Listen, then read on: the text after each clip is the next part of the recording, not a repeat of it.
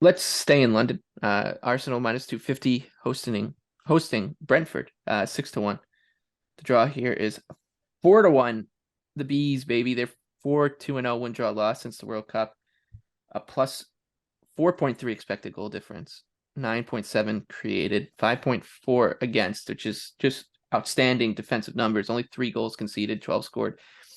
They've only allowed 1.3 expected goals in the last 3 matches, albeit those came against Bournemouth, Leeds, and Southampton.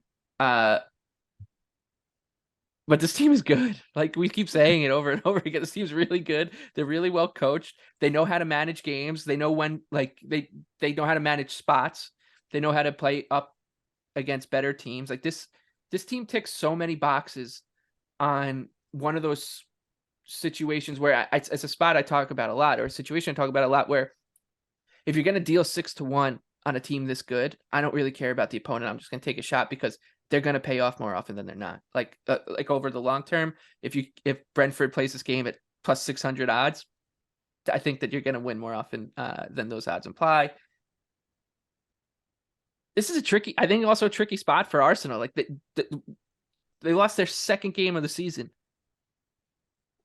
last week to a juggernaut. To a juggernaut. Yeah, and then right. So like this is a little bit of an interesting one. BJ, I know there's not much for you here from a betting standpoint, but just real quick, how nervous are you? Kind of nervous. I wouldn't say I'm like full on panicking. I mean, this is just another situation that we've seen. I mean, Brentford's going to have the same game plan that Everton did. They're going to play some type of low block, whether it be a 4-5-1, whether it be a 4-4-2, whether it be a 5-3-2, whatever it is. They're going to play a low block, and they're very, very effective in doing so. That stat I just mentioned for West Ham Chelsea, final third to box entry conversion rate. Brentford's the second best team in the Premier League behind Tottenham in that category. They're absolutely elite at defending their penalty area. So if Arsenal gets stifled in build-up play, they're not able to progress the ball through the middle of the pitch and pull Brentford out of position.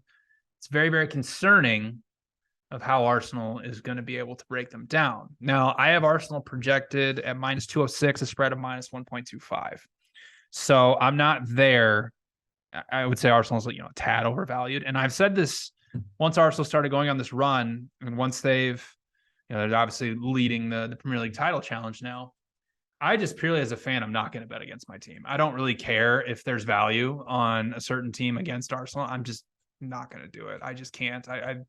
I love my club too much. You're in a title race. There's nothing wrong with that. Yeah. So I'm not. Terrible.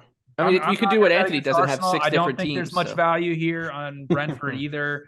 I mean, if you're neutral and Brentford gets to, I don't know, they're not going to get to this, but if they get to a plus 1.5 at an even money, or maybe even a plus 1.75, it's probably worth it to play Brentford at that point. But I mean, Arsenal's still fully healthy, besides obviously Gabriel Jesus. And honestly, didn't matter last weekend. Obviously, I think Nikita might be a better striker than him. But stop. We're not doing that. But I think you made a quick Balogun's better than all of them. You made a quick point. That is true.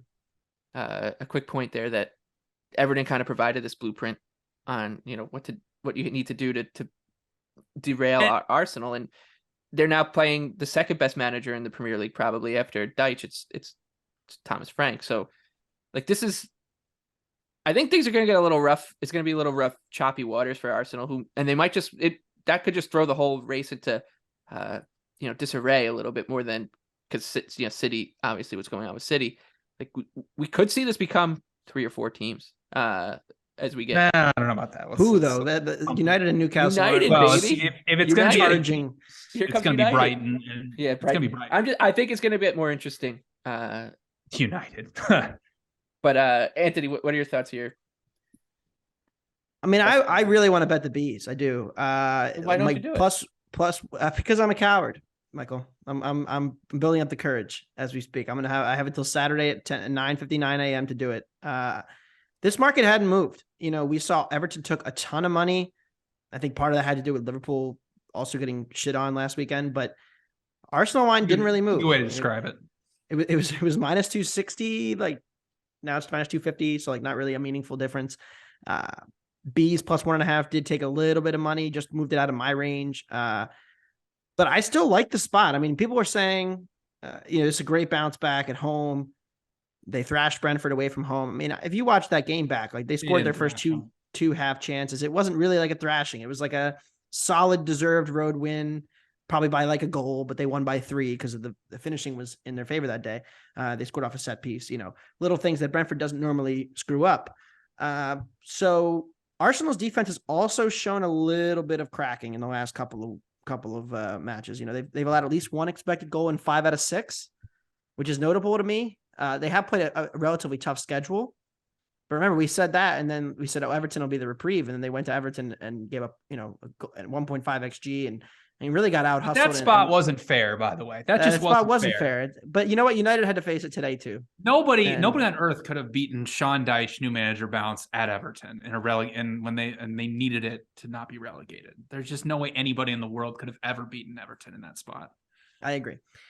So yeah, I also think it's just like a weird look ahead spot with City on Wednesday. So you're expecting to bounce back, like they have to have one eye on the biggest match of their season, which is in 4 days, 4 days after the match on Saturday. So I'm debating, I'll end up with some type of dollars on Brentford, whether it's the team total over, whether it's the plus 1.5, the first half. I think they're all good looks. I just think that like we can't go away from what we've believed for a long time. And if Arsenal had beaten Everton or even drawn Everton, we would have said, oh yes, Brentford. And so I think from my point of view, like I'm close enough that I'm probably going to just bite the bullet and take the B's.